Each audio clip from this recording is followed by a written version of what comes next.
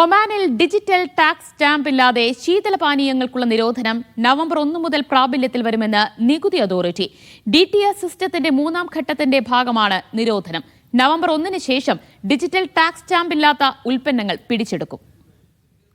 November 1 മുതൽ digital tax സ്റ്റാമ്പുകൾ അഥവാ TDS ഇല്ലാത്ത എക്സൈസ് സാധനങ്ങളുടെ വിൽപ്പനയും വിതരണവും ഒമാനിൽ കർശനമായി നിരോധിച്ചിട്ടുണ്ടെന്ന് നികുതി അതോറിറ്റി പറയുന്നു. സോഫ്റ്റ് ഡ്രിങ്കുകൾ, എനർജി ഡ്രിങ്കുകൾ, മറ്റ് എക്സൈസ് പാനീയങ്ങൾ എന്നിവ ഉൾപ്പെടെ എല്ലാ എക്സൈസ് പാനീയങ്ങളും ഇതിലുൾപ്പെടുന്നു. മധുരപാനീയങ്ങൾ ഈ പരിധിയിൽ വരില്ല.